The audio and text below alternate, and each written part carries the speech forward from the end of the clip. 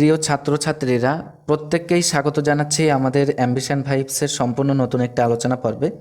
আজকের এই আলোচনা পর্বে আমরা যে টপিকটাকে কেন্দ্র করে এগিয়ে যাব, বিশেষত তোমরা যারা WBCHSE তার মানে West Bengal Council of Higher Secondary Education এর অধীনে উচ্চ মাধ্যমিক সেশনের সেম 3 অর্থাৎ ক্লাস 12-এর সেম 3-তে তোমরা যারা পাঠরত আছো, অনেকেই কিন্তু আমাদের কাছে তোমরা হোয়াটসঅ্যাপ থ্রু তোমাদের কোয়েরি সেন্ড করেছিলে যে ইংলিশের সিলেবাস আন্ডারস্ট্যান্ডিংয়ের ব্যাপারে একটা আলোচনা পর্ব তৈরি করার জন্যে।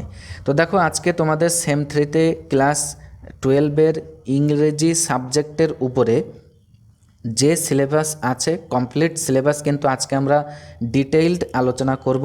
আশা করি কোনো ধরনের ডাউট কিন্তু তোমাদের থাকবে না, এবং সব থেকে বড় কথা হচ্ছে সিলেবাস আন্ডারস্ট্যান্ডিং করেই কিন্তু তোমাদেরকে এগিয়ে যেতে হবে। ঠিক আছে? তো যাই হোক, মূল স্ক্রিনে কিন্তু নিয়ে যাওয়ার আগে তোমাদেরকে বলবো, যদি এরকম ধরনের এডুকেশন রিলেটেড বিশেষ করে এরকম ইংলিশ লিটারেচারের উপরে তোমরা যদি আলোচনা পর্ব পেতে চাও বা আপডেট ইনফরমেশানস জানার প্রয়োজন মনে করো, তাহলে তোমরা কিন্তু আমাদের অ্যাম্বিশন ভাইবসের সঙ্গে অবশ্যই জুড়ে থাকতে পারো। অন স্ক্রিনে তোমরা কিন্তু আজকে দেখতেই পাচ্ছ যে ক্লাস 12 এখানে সাবজেক্ট কিন্তু ইংলিশ বি এবং সেমিস্টার 3 টপিকস। তোমাদের টোটাল মার্কস আছে কিন্তু 40 মার্কস। যে 40 মার্কসটা টোটালি কিন্তু এখানে MCQ মোডে হবে, 1 মার্ক পার কোয়েশ্চেন। এখানে কিন্তু আমি তোমাদের সুন্দরভাবে বোঝার জন্য কিন্তু এরকমভাবে আমি তৈরি করেছি। তো চলো নেক্সট আমরা জেনে নিই। দেখো, প্রথমত দেখো, এই যে হেডলাইনে লেখা আছে যে 100 আওয়ার্স, তো এই বিষয়টাতে তোমাদের খেয়াল করতে হবে না, তোমাদেরকে যেখানে ফোকাস করতে হবে, দেখো এখানে তোমাদের আছে 40 মার্কস। প্রথমত টোটাল ইংরেজি সাবজেক্টটা কিন্তু তোমাদের 5টা ইউনিটে ভাগ করে দেওয়া আছে। ঠিক আছে? ইউনিট 1, 2, 3, 4 এবং 5। এবার দেখো, মাইলস্টোন 1, তোমাদের ইউনিট 1-এ যেটা পড়তে হবে প্রস সেকশন এখানে আছে। এই যে 20 আওয়ার্স বা 15 আওয়ার্স, 20 আওয়ার্স এই সবগুলো বাদ দাও। দেখো, মাইলস্টোন 2 তোমাদের যেটা ফোকাস করতে হবে, ইউনিট 2 যেখানে পড়তে হবে তোমাদের ভার্স তার মানে কবিতা, এবং ইউনিট 3-তে কিন্তু আছে তোমাদের ড্রামা এবং ইউনিট টেক্সচুয়াল গ্রামার, তার মানে যে টেক্সট তোমরা পড়বে তার মধ্য থেকেই কিন্তু বিভিন্ন মাল্টিপল গ্রামার কিন্তু তুলে দেবে। ইউনিট 5-এ দেখো এখানে রিডিং কম্প্রিহেনশন। আচ্ছা, চলো এবার আমরা কোন ইউনিটে আমাদের কি কি টপিক পড়তে হবে সেটা আমরা ইন ডিটেল জেনে নেব। দেখো, টোটাল এই যে ইউনিট 1 থেকে কিন্তু তোমাদের আসবে 10 মার্কস। আচ্ছা, এবার 10 মার্কসটা কোন গল্প থেকে বা কোন প্রস থেকে কিভাবে আসবে দেখো। প্রথমে তোমরা কিন্তু ওখানে দেখে এসেছো একটা রেলগাড়ি। আচ্ছা, তো এখানে দেখো the night train at Deoli, প্রথম যে গল্পটা তোমাদের পড়তে হবে, এখানে রাস্কিন বন্ডের লেখা, খুব সুন্দর একটি কিন্তু রোমান্টিক গল্প, যেটা আমরা টেক্সট এই নিয়েও কিন্তু আলোচনা করব পরবর্তীতে। আচ্ছা, তো দেখো এই যে নাইট ট্রেন অ্যাট দেউলি, এইখান থেকে কিন্তু তোমাদের আসবে 4 মার্কস এর MCQ কোশ্চেন। আচ্ছা, তারপরে সেকেন্ডলি এখানে দেখো স্ট্রং রুটস, এখানে extract from the chapter orientation from wings of fire, তার মানে ডক্টর APJ আব্দুল কালাম ওনার লেখা বিখ্যাত একটা বই উইংস অফ ফায়ার নামে, তার মধ্য থেকেই কিন্তু নেওয়া একটি চ্যাপ্টার। এখানে দেখো স্ট্রং রুটস, খুব সুন্দর একটি ইন্সপিরেশনাল একটা স্টোরি, সেটাও আমরা কিন্তু জানবো। তো এইখান থেকে এই স্ট্রং রুটস থেকে দেখো তোমাদের আসবে কিন্তু 3 নম্বর। আচ্ছা, তারপরে তৃতীয়ত প্রস সেকশানে দেখো আছে এখানে দ্য বেট, অ্যান্টন চেখভের লেখা, এখান থেকেও কিন্তু তোমাদের থাকবে 3 নাম্বার। আচ্ছা, তাহলে তোমরা বুঝলে প্রস সেকশানে তোমাদের কি কি পড়তে হবে এবং কোন গল্প থেকে কত মার্কস আছে। আচ্ছা, চলো এবার ইউনিট 2-তে চলে যাই। ইউনিট 2 এখান থেকেও কিন্তু তোমাদের 10 মার্কস আসছে। আচ্ছা, এবার কিসের ওপর কত দেখো, প্রথম যে কবিতা সেটা হচ্ছে আওয়ার ক্যাজুয়ারিনা ট্রি, এখানে দেখো তরু দত্তের লেখা, খুব সুন্দর একটি কবিতা, এখান থেকে থাকবে কিন্তু 5 মার্কস। দেখো কবিতার সেকশানে এবার দ্বিতীয় যে কবিতাটি তোমাদের আছে এখানে ইউলিসিস। আচ্ছা, লিখেছেন কে? অ্যালফ্রেড লর্ড টেনিসন বা লর্ড অ্যালফ্রেড টেনিসনও কিন্তু বলা হয়। আচ্ছা, এখান থেকেও কিন্তু থাকছে 5 মার্কস। আমি কিন্তু দেখো বড় করে একটা ছবি করে দিয়েছি এখানে, তাহলে দুটো কবিতা থেকে 5 + 5, এখান থেকে হয়ে গেল কিন্তু 10 মার্কস। চলো এবার ইউনিট 3-তে। ইউনিট 3তে দেখো তোমরা ব্যাকগ্রাউন্ডে কিন্তু দেখতেই পাচ্ছ যে বিশাল বড় একটা ভাস্ট একটা সমুদ্র। আচ্ছা, তোমাদের পড়তে হবে কি, ইউনিট 3তে কিন্তু আছে ড্রামা। দেখো, riders to the sea by J M. Synge, অর্থাৎ জন মিলিংটন সিঞ্জ।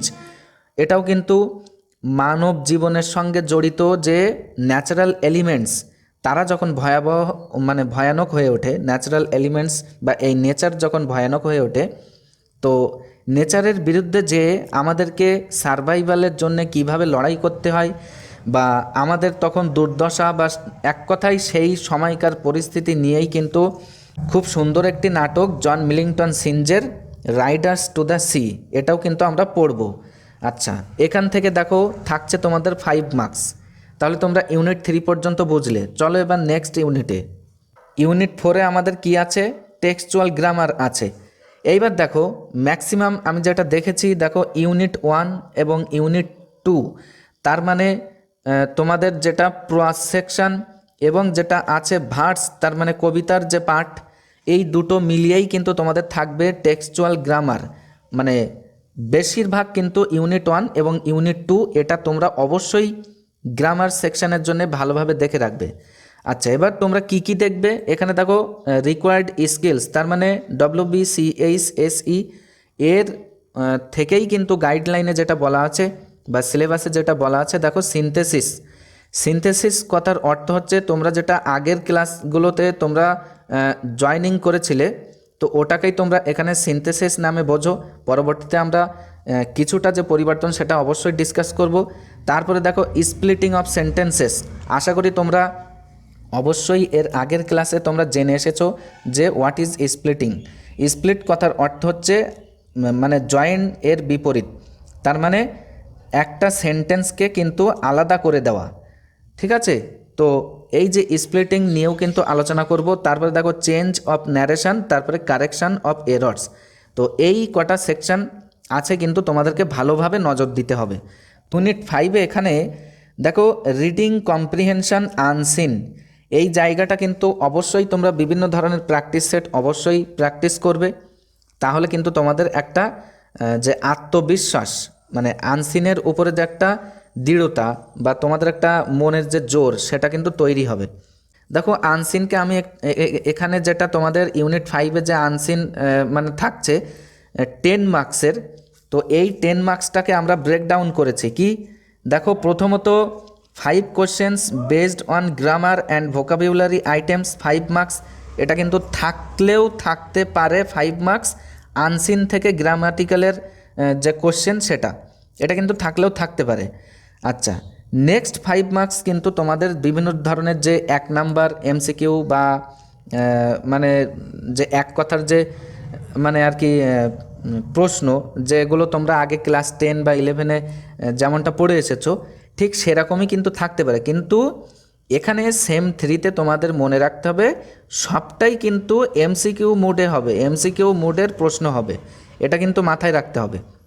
আচ্ছা, এই 10 মার্কস আমি এখানে ব্রেকডাউন করলাম মানে এই নয় যে সব কিন্তু অ্যাপ্রোপ্রিয়েট এইরকমভাবেই কোশ্চেন হবে। আমরা যেটা দেখেছি অ্যানালিসিসের মাধ্যমে, সেই রকমভাবেই কিন্তু তোমাদের সামনে আমরা উপস্থাপন করলাম যে এই ব্যাপারগুলো তোমরা অবশ্যই কিন্তু জোর দিয়ে পড়বে বা এই বিষয়গুলো মাথায় রেখে তাই তোমরা পড়াশুনো করবে। তো দেখো এখানে লাস্ট পেজে তোমাদেরকে যেটা আমি ফোকাস করার জন্য বলবো, প্রথমেই কিন্তু আমি বলেছি প্রত্যেকটা ইউনিট অনুযায়ী যে টাইম মানে সিলেকশন ওখানে আছে, এগুলোতে তোমাদের ফোকাস করতে হবে না। তোমরা ফোকাস করবে কিন্তু টোটাল থিওরি মার্কস হচ্ছে 40, এবং তোমাদের 5টা ইউনিটে কিন্তু মাইলস্টোনস ফলো করতে হবে। এবং সেটা আমি লাস্ট এখানে একটি শব্দ লিখেছি কিন্তু কনকোয়ার্ড, মানে অবশ্যই এই যে 40 মার্কসের মধ্যে এটা তোমরা জয় করে নেবে বা ছিনিয়ে নেবে। আশা করি তোমরা প্রত্যেকেই বুঝতে পেরেছো সিলেবাস আন্ডারস্ট্যান্ডিং নিয়ে যে সমস্যা তোমাদের ছিল, তোমরা বারবারই আমাদের কাছে রিকোয়েস্ট পাঠাচ্ছিলে যে এই নিয়ে একটি আলোচনা পর্ব তৈরি করার জন্যে। তো তোমাদেরকে বলবো, যারা তোমরা বিশেষত উচ্চ মাধ্যমিক পরীক্ষার্থী বা পাঠরত আছো ছাত্রছাত্রীরা, অবশ্যই কিন্তু অ্যাম্বিশন ভাইবস তোমাদের কোয়েরির উপরেই কিন্তু কাজ করবে আগামীতেও। তোমরা যদি প্রয়োজন মনে করো অবশ্যই কিন্তু আমাদের সঙ্গে জুড়ে থাকতে পারো। তো এতক্ষণ সাথে থাকার জন্য প্রত্যেককে অসংখ্য ধন্যবাদ। দেখা হবে নেক্সট একটি আলোচনা পর্বের মধ্য দিয়ে।